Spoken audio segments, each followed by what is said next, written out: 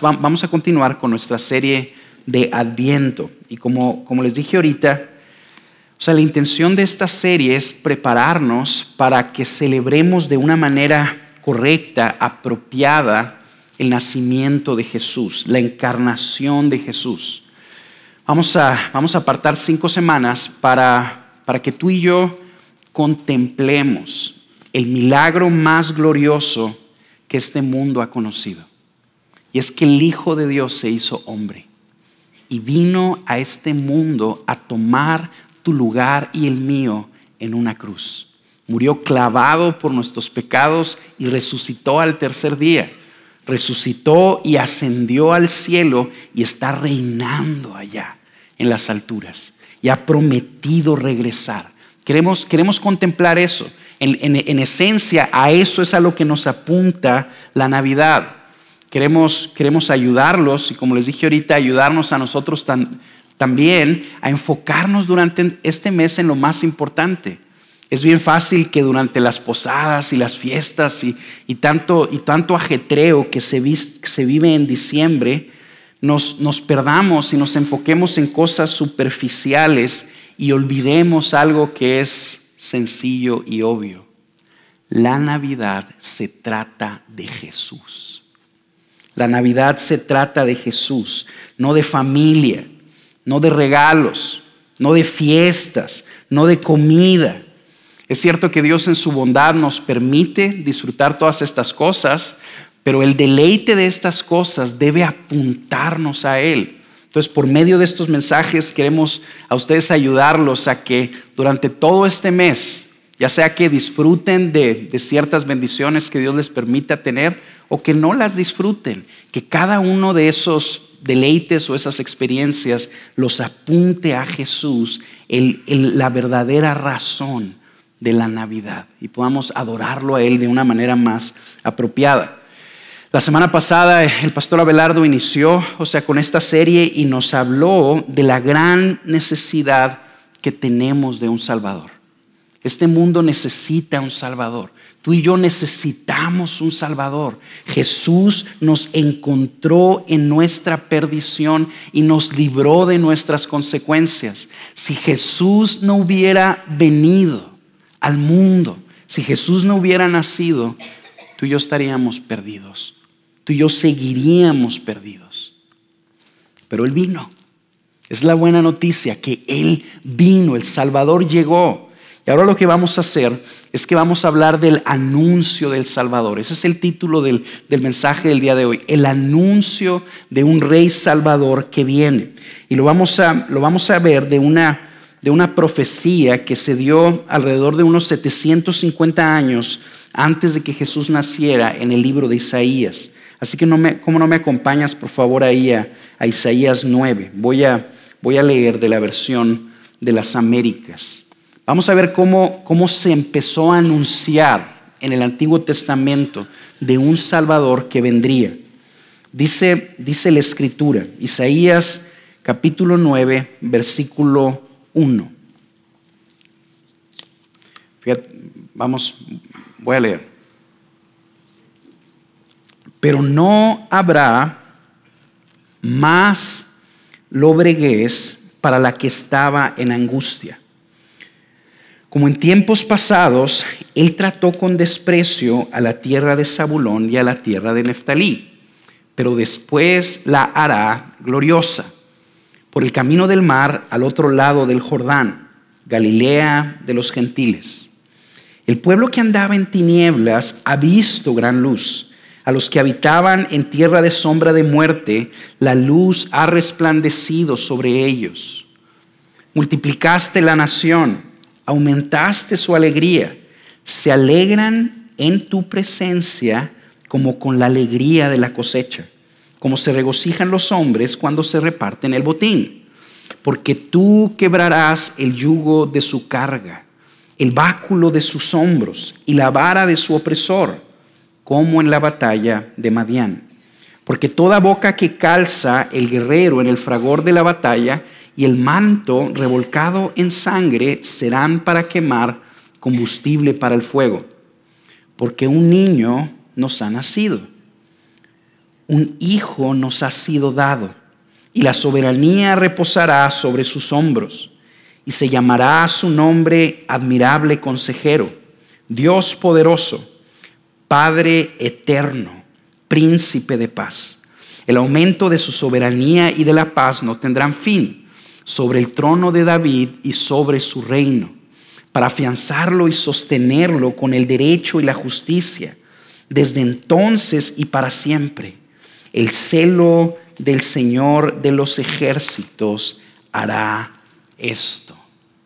Vamos a estudiar esta profecía básicamente en tres puntos bien sencillos. El primero de ellos es el anuncio de salvación. Aquí Isaías está anunciando salvación para el pueblo. Y para que ustedes y yo captemos un poquito mejor el mensaje, el golpe, o sea, de este pasaje, vamos a tratar de visualizar el escenario histórico en que el pueblo de Israel se encontraba cuando se dio esta profecía. Básicamente lo que estaba sucediendo era que dos potencias mundiales estaban chocando. La potencia de Asiria, que está al norte de Israel, quería conquistar a una potencia que estaba en el sur de Israel, que era Egipto. Entonces Asiria, en rumbo a conquistar a Egipto, estaba pasando por diferentes pueblos, entre los cuales estaba Israel. Entonces Asiria pasaba por los pueblos que pasaba y los devastaba, los conquistaba. Entonces Israel estaba siendo devastado por probablemente la potencia mundial más poderosa de aquel entonces. Este pasaje de una manera bien clara nos explica que esa invasión devastadora no era circunstancial. Nada sucede por coincidencia para el pueblo de Dios. Dios orquesta de una manera precisa para su pueblo, para sus escogidos, cada detalle de sus vidas.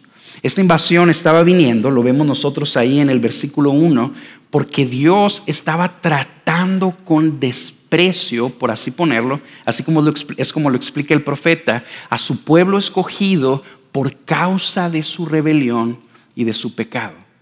El pueblo de Dios por años se rebeló en contra de la voluntad de Dios. El Señor les advirtió, los llamó al arrepentimiento. Los israelitas no quisieron arrepentirse y por lo tanto vino un juicio a sus vidas. ¿Cómo juzgó Dios a los israelitas? Incitando la ambición de los asirios y moviéndolos a conquistar Egipto. Y devastaron a Israel en el proceso. Esta devastación que ellos estaban enfrentando probablemente era la más oscura que ellos habían conocido. Años después de que los asirios invadieron a Israel, llegaron los babilonios y junto con esa invasión se destruyó el templo, se abolieron los sistemas de sacrificios y se llevó a los israelitas al exilio. El judío promedio sentía que su nación estaba siendo destruida, devastada. Y en medio de ese escenario, el Señor les anuncia esta profecía. Y les dice, viene un día en que ese mal que te oprime, que te aqueja, va a pasar. No me voy a olvidar de mi pacto para contigo. No voy a tomar en cuenta tus pecados, sino que me voy a acordar de mi misericordia. A pesar de tu pecado y de tu rebeldía, te voy a salvar. Viene un día en que esa opresión se va a acabar y de nuevo haré la tierra gloriosa.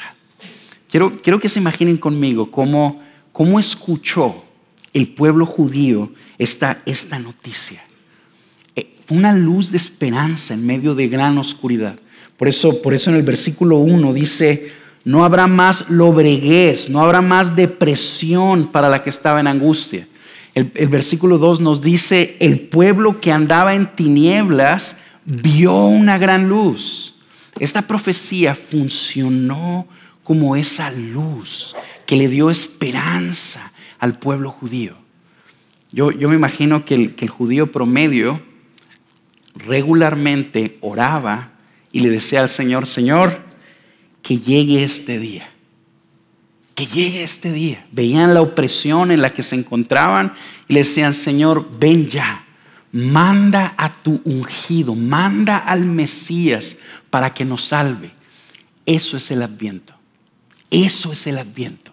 Un deseo de la venida de un Salvador. El pueblo judío estaba esperando al Salvador prometido y oraban para que viniera.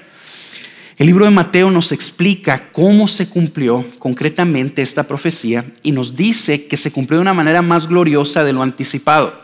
Para el pueblo de Israel, repasando rápidamente algo de historia, recordemos que después de los asirios vinieron los babilonios, después de los babilonios vinieron los persas, después de los persas vino Alejandro Magno y después de Alejandro Magno vino el Imperio Romano. Todas esas naciones, todos esos imperios los seguían oprimiendo a los judíos hasta que nació Jesús. Hasta que nació Jesús hace 2000 años. Y con el nacimiento de Jesús, una luz brilló en Galilea. Este pueblo que estaba en grande tiniebla, en gran oscuridad, vio una luz resplandecer entre ellos. Y esa luz fue la luz del Evangelio a través de la cual Dios vino a romper la opresión que tenía su pueblo, pero no la opresión física, sino la opresión espiritual. Vino a romper el problema del pecado por medio del Salvador. Vino a destruir esa opresión espiritual porque esa es la causa de todo lo demás. Quiero que vayamos rápidamente ahí a Mateo para que veamos cómo explica Mateo el cumplimiento de esta profecía. Mateo 4:12 dice: cuando él oyó que Juan había sido encarcelado, está hablando de Jesús, se retiró a Galilea y saliendo de Nazaret fue y se estableció en Capernaum, que está junto al mar, en la región de Zabulón y de Neftalí, para que se cumpliera lo dicho por medio del profeta Isaías, cuando dijo: tierra de Zabulón y tierra de Neftalí, camino del mar, al otro lado del Jordán, Galilea de los gentiles, el pueblo asentado en tinieblas vio una gran luz. Y a los que vivían en región y sombra de muerte, una luz les resplandeció.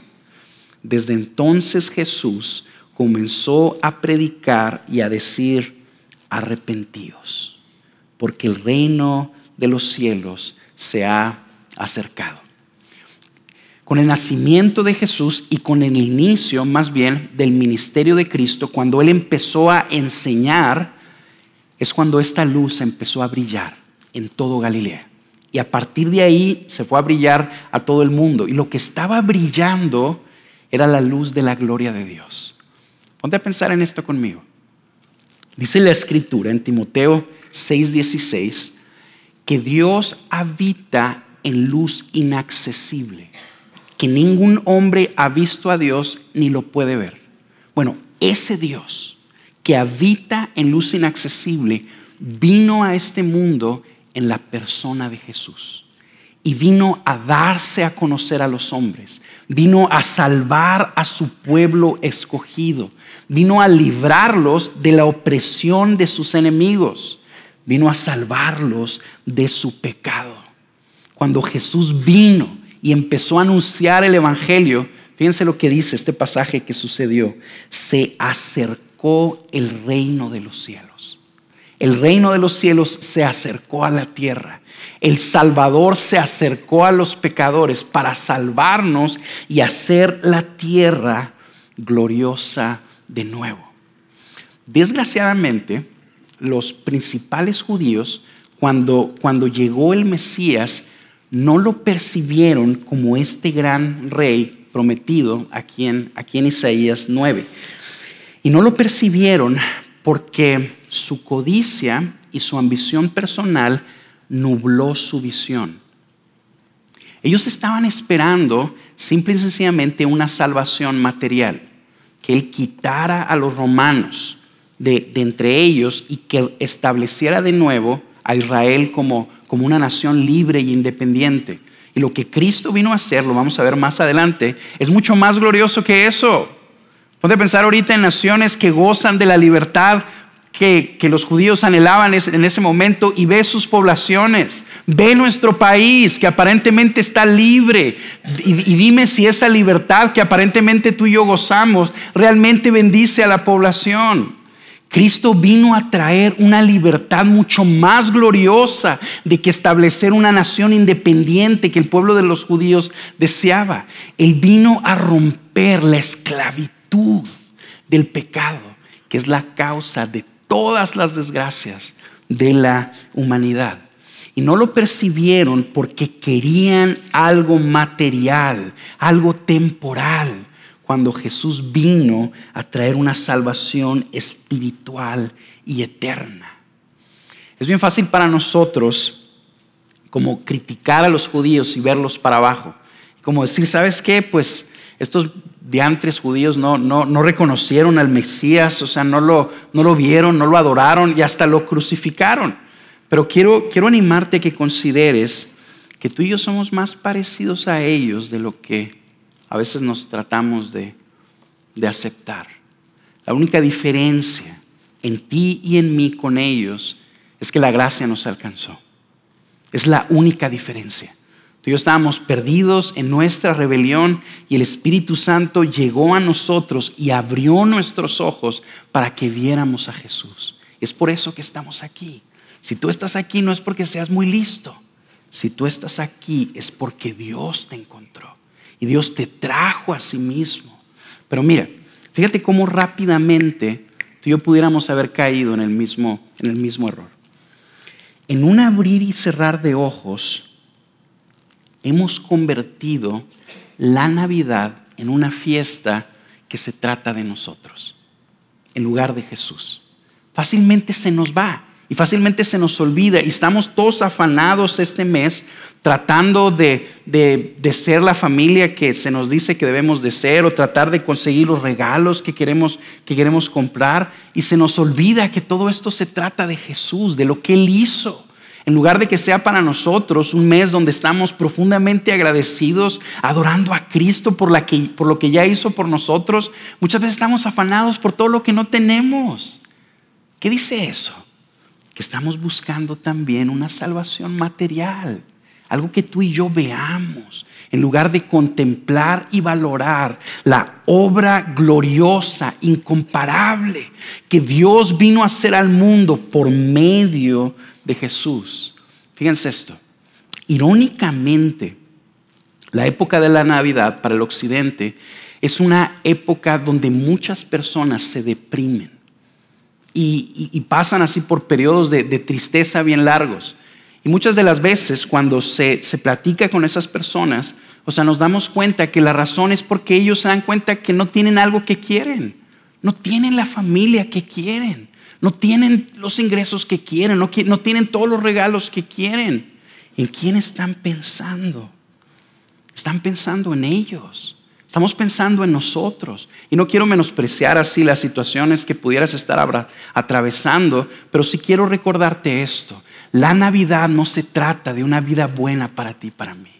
La Navidad se trata de que Jesús vino al mundo y vino al mundo a salvarnos. Vino e inauguró, abrió el camino para que la gracia de Dios entrara a este mundo y salvara a los pecadores e hiciera de nuevo la tierra gloriosa. Eso es lo que necesitamos tener en mente durante esta Navidad. Vamos a ver nuestro segundo punto. En los siguientes pasajes vemos que Isaías en los primeros anuncia la salvación que viene.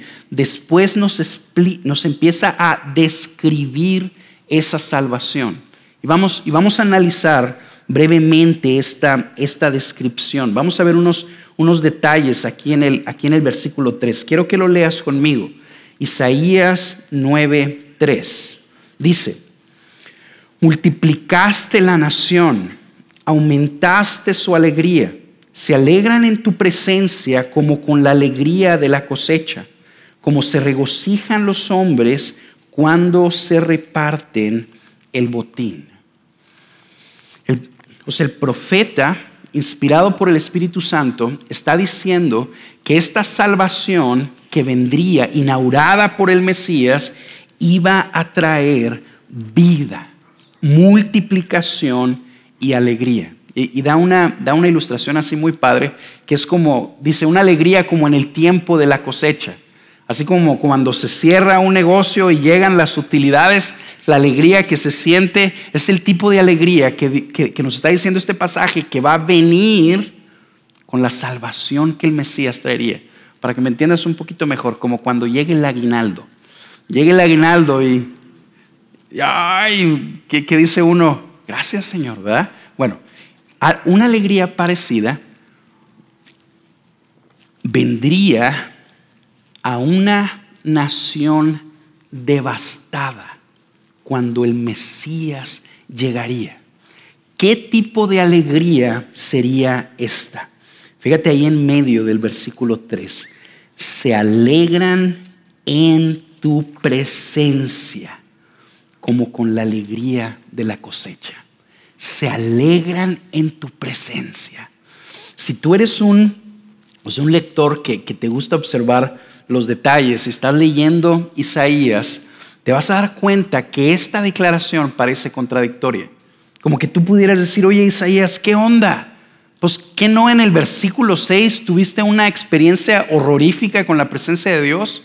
¿Cómo estás diciendo ahorita que la nación se va a alegrar en la presencia de Dios? Quiero recordarte y quiero animarte que a lo mejor en tu casa leas Isaías 6 y te vas a dar cuenta que ahí Isaías tiene un encuentro con la presencia de Dios. Básicamente, experimentar la presencia de Dios es tener un encuentro con Dios, es estar cara a cara con Él. Dios se revela a tu vida y tú le respondes consecuentemente a Él. Él se comunica a ti, se da a ti, se muestra a ti y tú lo ves y respondes en consecuencia. Eso es estar en la presencia de Dios. Y ese pasaje nos está diciendo, el pueblo va a encontrar alegría en la presencia de Dios. Bueno, Isaías en el capítulo 6 tuvo un encuentro con la presencia de Dios. ¿Qué pasó con Isaías? Te voy a leer el versículo 5 del capítulo 6. Cuando Isaías vio la gloria de Dios, fíjate lo que dice.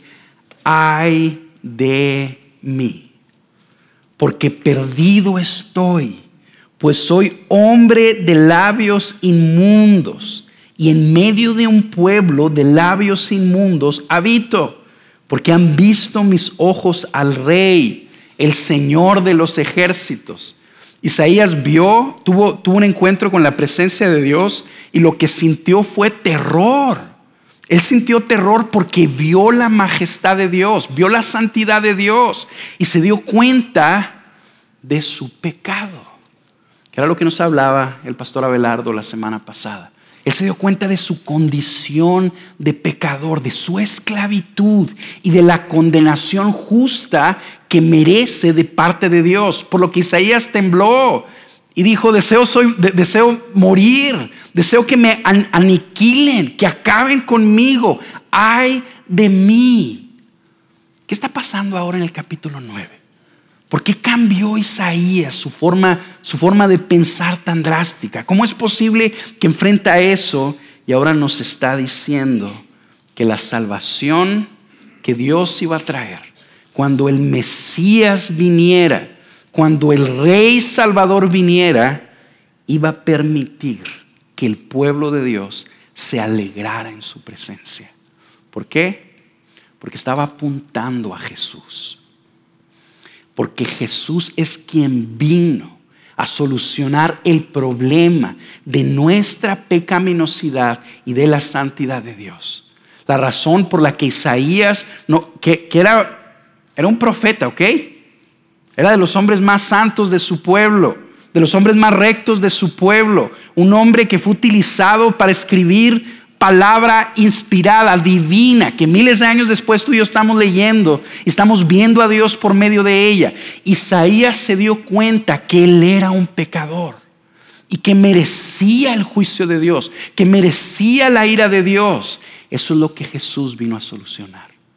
Jesús vino a solucionar, el Mesías vino a solucionar, a librarnos de la opresión causada por nuestro pecado. Esa opresión por nuestro pecado es la causa de todas las desgracias de este mundo. Y es lo que Jesús vino a solucionar. Nos dice el versículo 1 de aquí de Isaías 9, que Él, el Mesías, hará de nuevo la tierra gloriosa. Los israelitas veían una tierra devastada y Él promete hacer de nuevo esta tierra gloriosa. Tú y yo vemos este mundo y lo vemos devastado, devastado. Y si no lo ves devastado, lee el periódico, amigo, el que sea. Te vas a dar cuenta del terrible mundo en el que tú y yo vivimos. Pues este mundo, el Mesías promete hacerlo glorioso de nuevo. ¿Cómo? Solucionando el problema de raíz. Solucionando el problema de la enemistad del hombre con Dios. Solucionando el problema de nuestro pecado. Eso es lo que es la Navidad. Eso es lo que es la Navidad. No es arbolitos. No son regalitos bien bonitos así, ¿cómo se dice?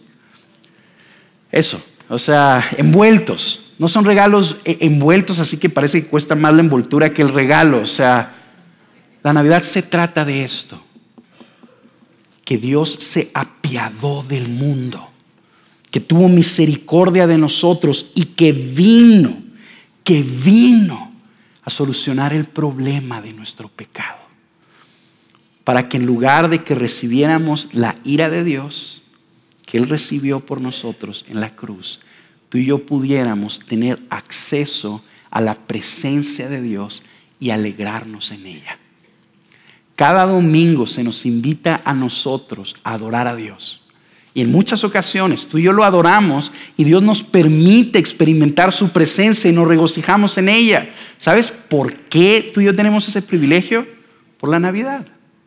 Porque Jesús nació en este mundo para venir a salvarnos, para morir en una cruz por nosotros. Eso es la esencia de la salvación. No hay nada mejor que esto. No hay nada mejor que tú puedas tener una comunión con Dios, tener acceso a la presencia de Dios y alegrarte en ello. Hace unas semanas el pastor Carlos nos decía que el Espíritu Santo le ha dado dones a su iglesia y que el mayor de esos dones es que tú y yo podemos comunicarnos con Él, que tú y yo podemos hablarle y que Él nos habla. Que Él está guiándonos y dirigiéndonos y llevándonos a Dios rumbo a la vida eterna. No hay mayor regalo que eso. No hay mayor gloria que eso. Que Jesús hizo posible que tú y yo nos reconciliáramos con Dios y poder gozarnos en ello. ¿Qué es lo que tú y yo más necesitamos esta Navidad? No es que tu familia se restaure, o que tu hijo pródigo vuelva, o que simple y sencillamente tu familiar enfermo sane. Que todos deseamos esas cosas y oramos por esas cosas.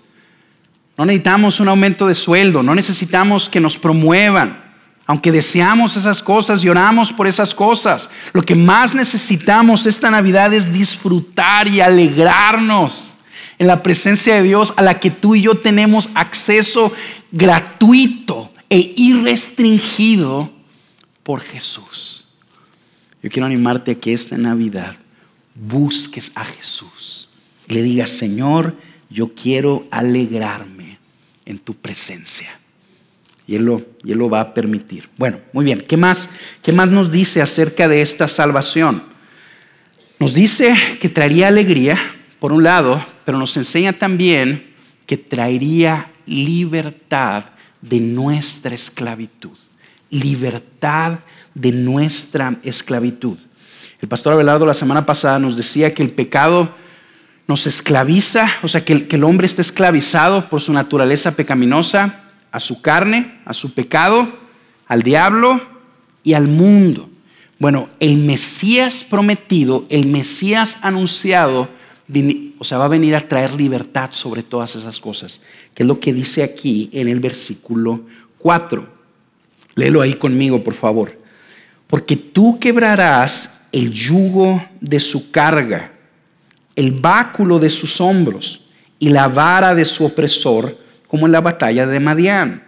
Porque toda bota que calza el guerrero en el fragor de la batalla y el manto revolcado en sangre serán para quemar, combustible para el fuego.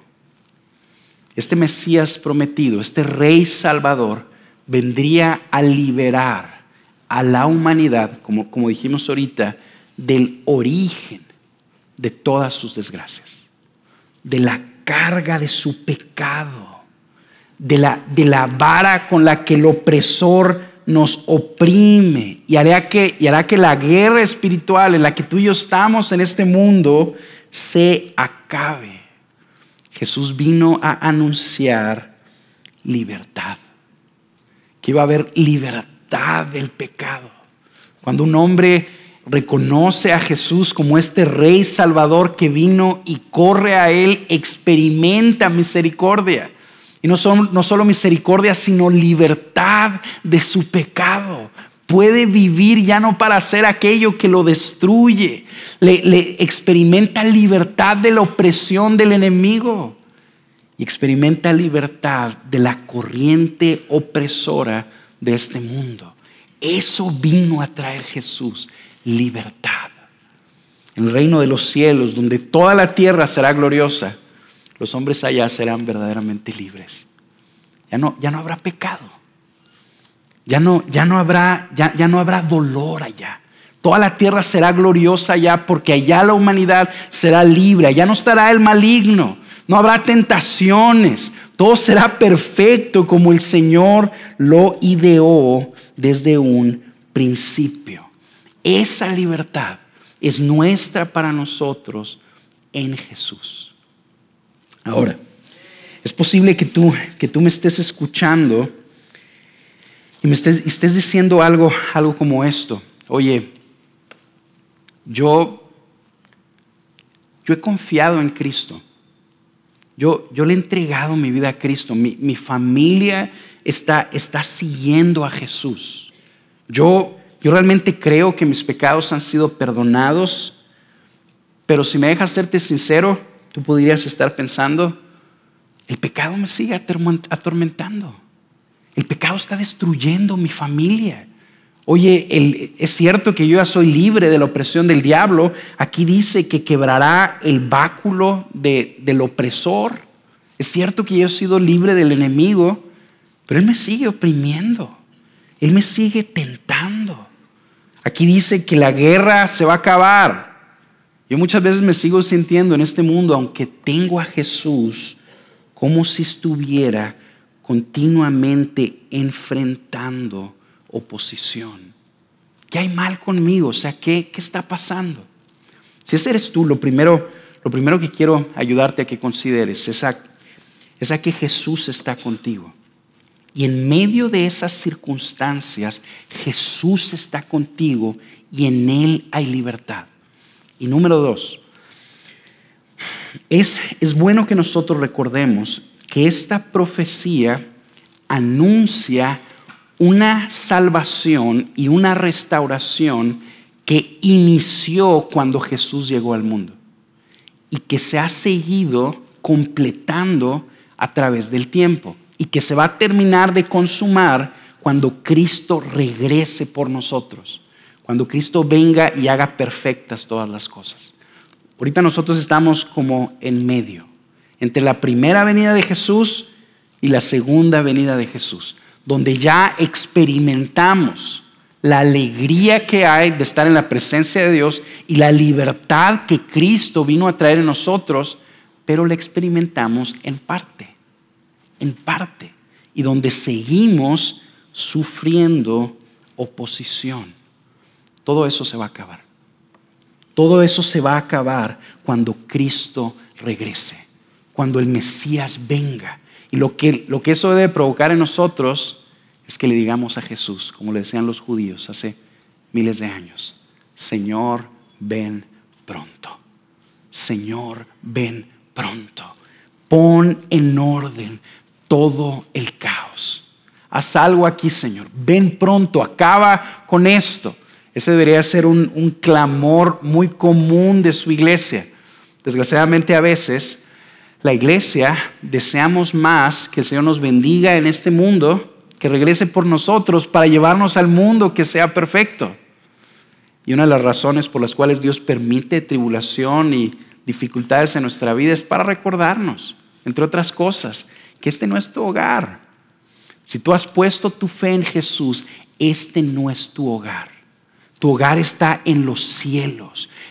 El hogar que Cristo está preparando para ti. Y Él vino para llevarte para allá. Y prometió regresar para llevarnos con Él a donde todo sea perfecto.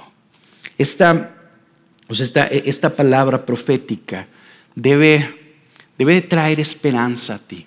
Porque nos promete que un día pronto, cercano, tú y yo nos vamos haz de cuenta como que nos vamos a dormir, nos vamos a despertar y vamos a recordar todas las tragedias como un sueño que ya ni siquiera sabemos de qué se trató. ¿Te ha pasado eso? Que te duermes, estás atravesando una situación difícil y te duermes y luego te despiertas y tú deseas así, ay, ojalá todo lo que pasó sea simple y sencillamente un sueño.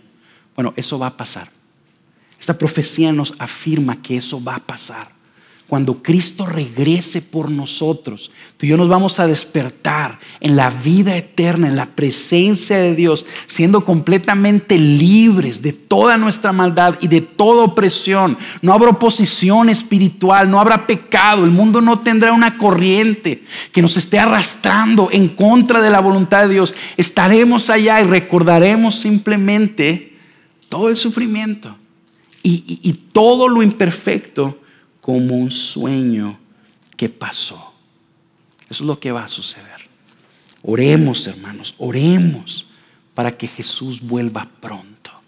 Haz esa tu oración. Ven, Señor Jesús. Ven, Señor Jesús. Esta serie de Adviento tiene la intención de ayudarnos a que ese vocabulario esté formando parte de nosotros más seguido. Y por último, se nos da una descripción en este pasaje del rey anunciado. Se nos anuncia que vendrá un rey salvador, se nos anuncia y se nos describe la salvación, que este rey vendría a traer alegría en la presencia de Dios y libertad de nuestra esclavitud, y luego se nos describe al rey mismo que vendrá, que es lo que vemos en los siguientes pasajes. Vamos a leerlo, ahí en el versículo 6. Porque un niño nos ha nacido, un hijo nos ha sido dado, y la soberanía reposará sobre sus hombros, y se llamará su nombre Admirable Consejero, Dios poderoso, Padre eterno, Príncipe de paz. El aumento de su soberanía y de la paz no tendrán fin sobre el trono de David y sobre su reino, para afianzarlo y sostenerlo con el derecho y la justicia, desde entonces y para siempre. El celo del Señor de los ejércitos hará esto. Cuando los israelitas escucharon por primera vez este anuncio, muy frecuentemente es probable que se preguntaran, o sea, ellos veían los ejércitos de sus opresores, ellos veían el poderío de sus enemigos, y muy frecuentemente es probable que ellos pensaban, ¿quién podrá salvarnos? ¿Quién podrá liberarnos de esta condición? ¿Quién? Y es por eso que el Señor les da esta visión grandiosa del rey que vendría, de uno que tiene la soberanía sobre sus hombros. Y tú y yo necesitamos tener en mente esta visión, en especial en la Navidad. En estos días que estamos poniendo los nacimientos y que estás escuchando así los cánticos y todas esas en las posadas y todos los cantos que le presentan a Jesús, todo el mundo le dice el niño Dios y todo eso. Tú recuerda esta visión. Recuerda quién es este rey que venía y velo como Dios lo describe. En primer lugar, antes de eso yo te pudiera decir, probablemente la mayor alegría o la cúspide de la alegría que tú y yo experimentamos en la presencia de Dios no es tanto de sabernos amados y aceptados y perdonados por Él, sino de verlo a Él y adorarlo. De verlo a Él y adorarlo. Esta vida no se trata de nosotros. Dios no existe para nosotros. Tú y yo existimos para Él. Y la mayor alegría y la mayor plenitud, tú y yo la experimentamos cuando nos alineamos a ese propósito y lo vemos a Él en su grandeza y lo adoramos y le decimos, todo es por ti, todo se trata de ti, bendito seas. Cuando quitamos los ojos de nosotros y los ponemos en Él, el ser más glorioso que existe, probablemente esa es la cúspide de la alegría que experimentamos en su presencia. Así que yo quiero animarte a que durante este mes tú tengas esta visión tan gloriosa de Jesús el Mesías, el Rey que vino a salvarnos. Vamos a desglosarla para verla de una manera más concreta. En primer lugar, nos dice que es un niño sobre quien la soberanía reposará. Un niño sobre quien la soberanía reposará. Básicamente tú y yo podemos, decir, que Jesús demostró ser el rey de toda la tierra. Jesús demostró ser el rey de toda la tierra. Todas las naciones van a caer postradas ante Jesús. Jesús en el último día va a demostrar que Él es el Rey de Reyes y el Señor de Señores, que toda la soberanía está sobre Él. Él es el Rey y su voluntad se va a establecer en toda la tierra. Y es bien interesante cómo se nos describe a este Rey soberano que hace lo que quiere como un niño. Un niño nos ha nacido. Un hijo nos ha sido dado. Y una de las razones por las que lo hace es porque nos quiere ayudar a ver que este Rey soberano, el Rey de toda la tierra, vino a este mundo y se vistió de vulnerabilidad al hacerse de carne y hueso. De hecho, vamos a hablar un poquito más de eso la semana que viene, de la encarnación. ¿Qué es la encarnación? Que el Rey de toda la tierra se hizo hombre y que nació a través de una virgen y que vivió como nosotros y que tuvo las debilidades que tú y yo tenemos físicas y que vivió sin pecado, una vida perfecta, y de esa manera demostró ser quien era. Este Rey eterno que está por encima de todos vino como un niño y se entregó en sacrificio por nosotros. A mí me encanta así el lenguaje del versículo 6. Un niño nos ha nacido, un hijo nos ha sido dado. Ponte a pensar en un bebé, así en el gozo que tienen sus padres de tener así un bebé ahí en sus brazos, ¿verdad? Lo ven y quién sabe por qué, pero vemos a nuestros hijos perfectos, ¿verdad? No hay mejor niño que este. Así vemos siempre todos a nuestros hijos. Bueno, aquí nos está diciendo, ahora imagínate a una mamá llegando con una muchedumbre de gente y luego les dice, te lo doy. Te doy mi hijo. Te lo entrego. Eso es lo que se nos está diciendo aquí que hizo Dios. Un niño nos ha nacido, un hijo nos ha sido dado. El Rey de toda la tierra, el soberano, el Rey de las naciones, nació en un pesebre como un niño y vino a entregarse por ti y por mí, a ser clavado en una cruz. y murió en debilidad, murió en una derrota aparente, pero por medio de esa muerte estaba absorbiendo la ira de Dios. Estaba propiciando la ira de Dios. Estaba resolviendo la enemistad entre Dios y los hombres para que nosotros pudiéramos acercarnos a Él y alegrarnos en Él. De eso se trata la Navidad. De que este Rey vino y fue entregado por nosotros. Un poderoso Rey que vino y se entregó y murió en una cruz. Resucitó al tercer día, venció la muerte y ascendió a la diestra del trono de Dios y está esperando el día de hoy y seguirá esperando hasta que todos sus enemigos sean puestos por estrado de sus pies. Número 2, ¿qué más se nos dice? Se nos dice que será llamado admirable consejero, Dios poderoso, Padre eterno y príncipe de paz. El primer nombre que se le da es admirable consejero. ¿A qué se refiere? ¿A qué es lo que está apuntando? Básicamente pudiéramos decir que los reyes o los gobernantes de nuestros días también se rodean de consejeros.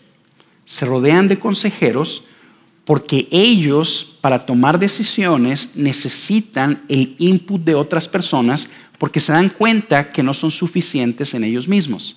Bueno, este rey que vendrá es suficiente en sí mismo. Él no necesita consejo. Él es el admirable consejero. Él siempre sabe qué hacer. Él siempre sabe qué dirección tomar. Es suficiente en sí mismo. Es el Dios encarnado. ¿Te fijaste?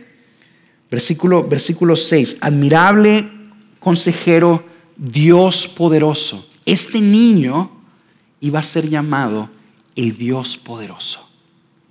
Jesús nació y era Dios hecho hombre.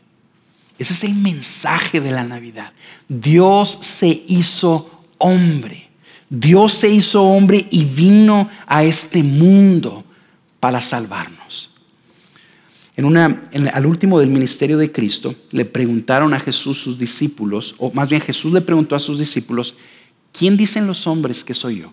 ¿Quién dicen los hombres? Y luego les preguntó a ellos, ¿quién creen ustedes que soy yo? Uno de ellos, inspirado por el Espíritu Santo, le dijo, tú eres el Hijo de Dios. Esa es la respuesta correcta. Él es el Dios poderoso. La segunda persona de la Trinidad, el Dios eterno, el Dios poderoso, el que vendría a salvarnos es Dios mismo. Este anuncio nos dice que eso es lo que sucedió. Y ese es el anuncio que nosotros como iglesia tenemos. El día de hoy la iglesia tiene un anuncio porque ha recibido un anuncio. Y tenemos la responsabilidad de gritarle al mundo que Dios vino y se hizo hombre para salvarnos. Que hay un solo camino para llegar a Él y ese camino es el mismo. Que Jesús es Dios, que si tú quieres conocer a Dios necesitas conocer a Jesús. Que si tú estás adorando a un Dios que no es Jesús, no estás adorando a Dios. ¿Por qué? Porque este niño era el Dios poderoso que vino a este mundo y encarnó para salvarnos. El Padre eterno. Los expertos dicen que esta descripción, se refiere a que este Mesías iba a ser un rey, es un rey que gobernará toda la tierra, pero que tendrá un corazón de padre. Gobernará al mundo, no imponiéndose como un señor se impone sobre los suyos, sino como un padre ama y guía y pastorea a los suyos. Ese es el Mesías, un Padre eterno. Y de nuevo quiero dirigirme a ti, que a lo mejor tú estás pensando, oye, yo he seguido a Jesús y no necesariamente estoy experimentando así su voluntad perfecta. Sí veo yo que dice aquí que es un admirable consejero, pero no sé cómo acabé aquí. Estoy tratando de seguirlo. Él es mi Padre y estoy buscando su voluntad. Y en lugar de que las cosas salgan bien, todo se está desmoronando. O sea, ¿qué está pasando? ¿Dónde está su buena voluntad? Yo quiero animarte a que consideres que el Padre eterno, el Salvador en quien tú has confiado, va a demostrar que su voluntad es buena para tu vida. Tu historia todavía no se acaba. A lo mejor estás atravesando situaciones que nunca te imaginaste que pasarías, pero tu historia todavía no se acaba. Sigue confiando en Él. Esta Navidad recuerda, es cierto que no tienes una vida perfecta. Vivimos en un mundo quebrado, somos personas quebradas, es cierto, pero estamos de la mano del Padre eterno, que nos está guiando a la gloria, donde todo será perfecto. Y allá un día, pronto, tú vas a poder llegar a la conclusión solito. Tu voluntad fue perfecta, Señor. No lo entendí, me dolió, lloré, pataleé, pero tu voluntad es perfecta. Tú eres el admirable consejero. Tú eres el Padre eterno. Bendito seas. Yo quiero animarte que esta Navidad hagas eso. Hagas eso. En medio de esas circunstancias en las que estás, detente y alábalo y bendícelo por su buena voluntad, aunque no lo percibas ahorita. Por último dice el príncipe de paz. El príncipe de paz. Un rey o un príncipe que va a traer paz a la tierra. Que va a traer paz a la tierra. Y la principal paz que vino a traer a la tierra es que vino a reconciliar al hombre con Dios.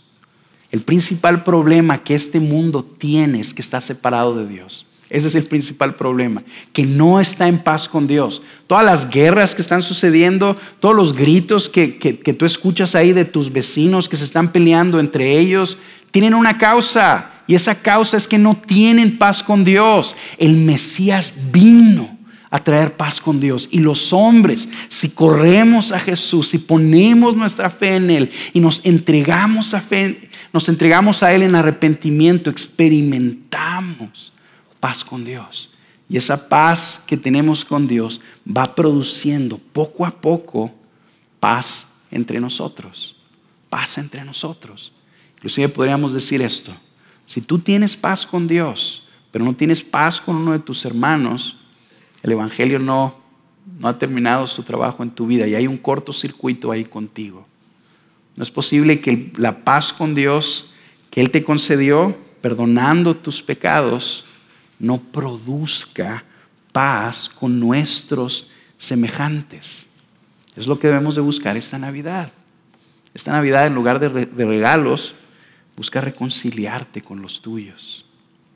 Eso es lo que va a traer el Mesías. En el cielo, en el reino de los cielos, donde la tierra será gloriosa, donde todo será perfecto, todos tendrán paz con Dios. Y esa paz con Dios producirá paz entre la humanidad. Los periódicos de allá del reino de los cielos ya no anunciarán guerras, ya no anunciarán muertes, porque todo será paz. Eso es lo que vendrá a traer el príncipe de paz. La última descripción que se nos da o que se nos dice es que la victoria y la soberanía de este rey aumentará continuamente y no tendrá fin. Aumentará continuamente y no tendrá fin. Todos los reyes poderosos o gente destacada que tú conoces o has conocido han tenido un inicio, un crecimiento que los lleva a la gloria, a separarlos de los demás. Lo han tenido una caída. Todos. El que me pongas tuvo un inicio, luego tuvo una caída, descendió.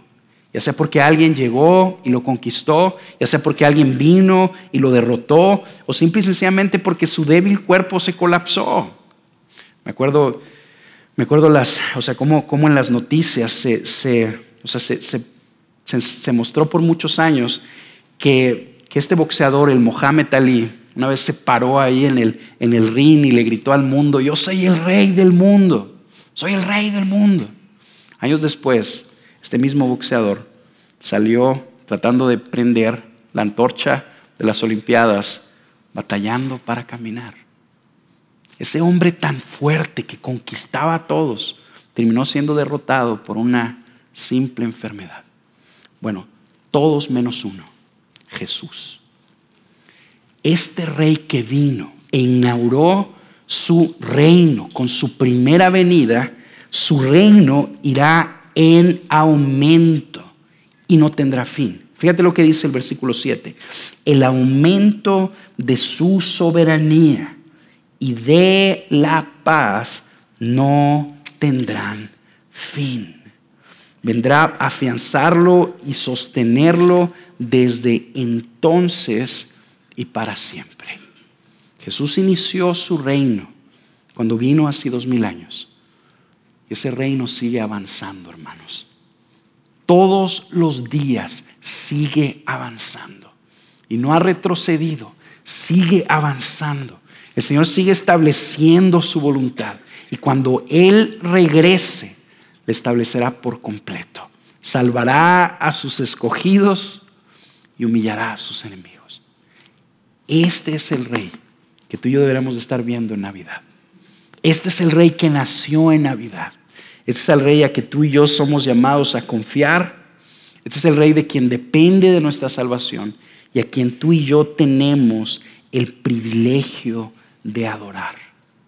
Que durante este mes, esta visión más amplia de la salvación que el Rey vino a traernos, esta visión amplia del Rey glorioso que vino a salvarnos, sea lo que tengamos tú y yo presente durante estas fiestas, para que así adoremos a Jesús consecuentemente.